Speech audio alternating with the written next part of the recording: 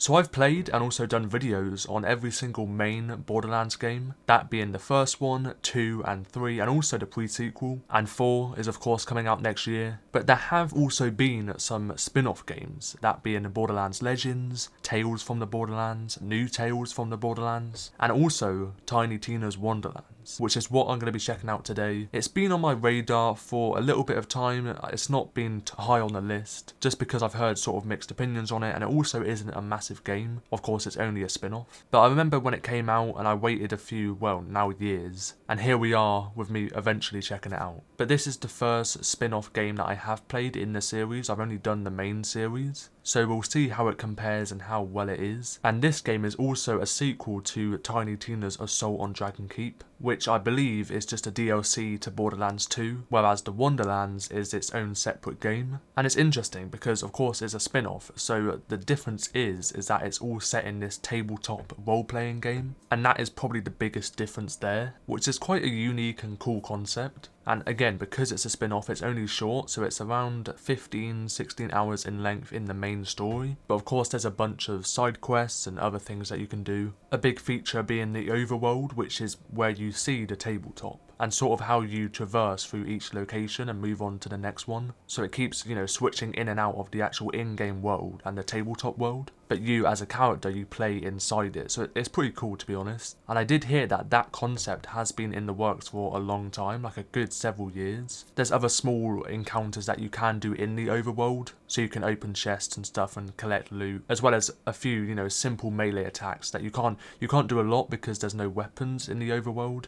but you may come across the odd enemy that you can take down with your melee. Now it's all set of course in the Borderlands universe, but there is returning and new characters as well, and they all follow the same characteristics you would find in a Borderlands game, so they're really over the top, and in a way for some people they may be a bit cringe, but it's all part of this fantasy world, so you do expect that. And I think if you've played any of the Borderlands games then you're fine with that. And that also means the voice acting is great, so they really exaggerate themselves and put a lot of character into it. And something else that is definitely similar is the actual gameplay itself and the gunplay, so it all follows that looter shooter style, so you can upgrade your gameplay as you go, and the more you play the stronger you will become, but that's as you play through it. So your character themselves, they do level up with the skill points, and you can upgrade your skills, which I'll get more into. And then of course you can find weapons either looting the world in chests, or you could kill enemies and they'll drop some loot as well. Of course you get better and rarer items from bosses and also in bigger chests. And again, a similarity is the classes that you can choose from. So if you don't know, in all the Borderlands games you choose a character at the start that come with their own class and characteristics, and it's the exact same with Tiny Tina's. So you choose from 7 different classes, and you can also add a secondary class later on in the game, so you don't just get the one, which is pretty cool, because you aren't choosing 2 separate characters, it's the same character but just multiple classes. So as an example, the Stabomancer focuses all on critical hits and increases your critical hit chance, but also it uses a lot of the melee damage and melee weapons. So 2 of the action skills, one of them being the Ghost Blade, which throws out a blade and spins around and attacks nearby enemies, and then the other one basically turns you invisible and gets that stealth gameplay, but also reduces your critical hit damage. And then Clawbringer uses fire and lightning damage and uses this massive hammer weapon, one of the action skills being all on fire, so using fire breath and dealing your fire damage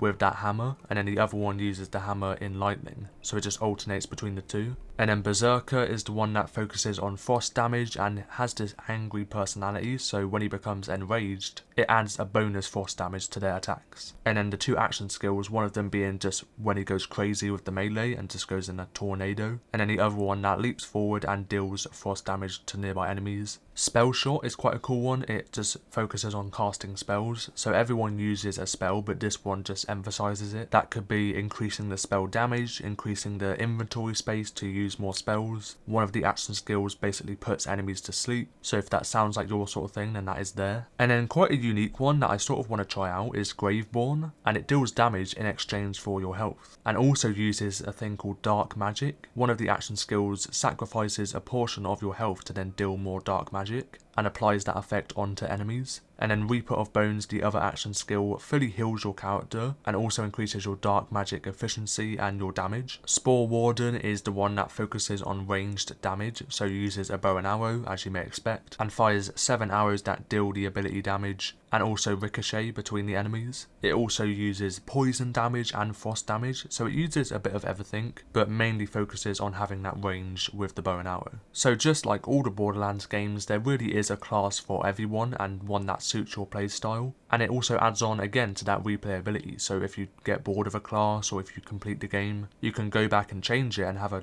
whole different experience with a whole new gameplay style, which makes it so fresh and fun. Because I did notice with the gameplay, I know I mentioned earlier that it does upgrade over time, and that's definitely true, but just comparing it to the Borderlands games, I know it's a spin-off and not a main game, so I probably shouldn't, but I just couldn't help but notice how it didn't upgrade as significantly as the Borderlands games. As in the late game on Borderlands is a whole different experience and game pretty much. It's just crazy and insane. Whereas this one, it definitely does get crazier, but just not as big. It doesn't go out as much, which means that for some people it could become a bit repetitive because you're just slowly upgrading over time, even in a small game like this, which is only 15-16 hours long. So it could become a bit repetitive and a bit boring to some people after a good few hours of playtime. Now Tiny Tina's Wonderlands still does use guns, of course, but I think the main difference from this to the other Borderlands games is that it uses that magic and those spells and just definitely has this fantasy theme to it. And that's probably the biggest difference in the gameplay, but also the world and of course the story. But what I'm saying is that it's not really just extra content of Borderlands, it is in a way, but they don't feel like the same game. And I sort of urge you to sort of test out and experiment with all the spells that you can use, just so you get that true fantasy feeling, which is what the game is trying to do. As in my opinion, the actual gameplay itself I wouldn't say is as good as Borderlands, but that's just me, and I sort of did expect that when going into it because it's only a side project, it's not a main game. So you could say the gameplay is stripped down a bit from Borderlands, but if you try and use all the new items that we didn't have before, then you do get this whole new experience with a whole different theme,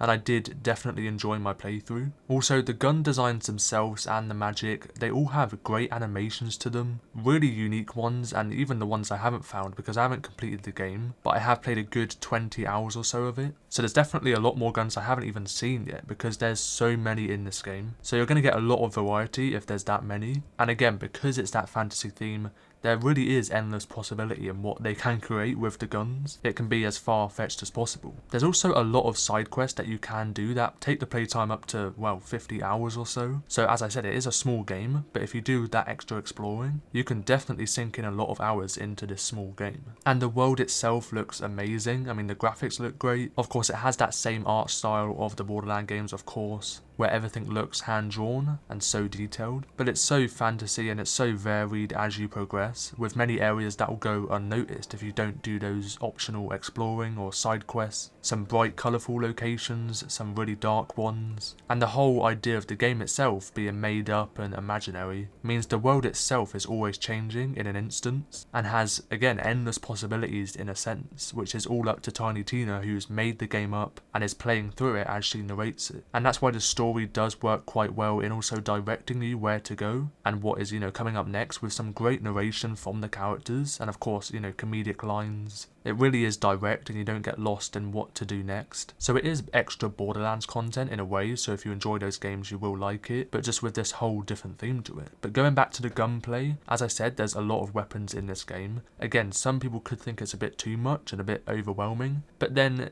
it really is a case of a looter shooter, so you just find it as you go along. You aren't forced to take one, you just have to loot up as you play. And it's quite easy in showing you what guns are better with the stats. It really does show you some detailed stats to know which ones are the best. And it's good because you're always upgrading so much because there's so many weapons. Because there's so many, there's a few that may not have a big difference to them in the actual gunplay and the strength, but then you will find a really good one that changes everything. And that's what's so good about all the games. So I wouldn't say it is overwhelming that there is so many guns, because you're just looting as you go. It's not like you have to use all of them. It's just up to you really, and that's what's great about it. It really is flexible in what you want to do. In terms of the actual mechanics themselves in the gunplay and the gameplay, it really is similar. There's not a lot to really go off. So if you've played those Borderlands games, you're going to get more of that, which is great because I love the gunplay mechanics. mechanics. And I think that's where I end my review, but I definitely do recommend it in 2024. I don't think it's changed at all really since it's released. I just feel like it sort of came and went just because it was a side project, so it's not going to be that popular at the time, but I feel like definitely if you've played Borderlands or you just want a good looter shooter, this is a great game. I mean, it's not as involved in the story as Borderlands, it's sort of just a fun project, and if you have that in mind when you go into it, I think you'll have a good time. So that's where I end my review of Tiny Tina's Wonderlands in 2024. If you did enjoy this video, then let me know by tapping that like button down below, and if you enjoy single player and also multiplayer games as well, then that's what this channel focuses on. I have many playlists on a selection of games, so you can subscribe to the channel if you'd like to. If you'd like to support me any further by becoming a member of the channel, then tap the join button below. I appreciate all the support and watching until the very end. And that was Tiny Tina's Wonderlands in 2024, and bye bye.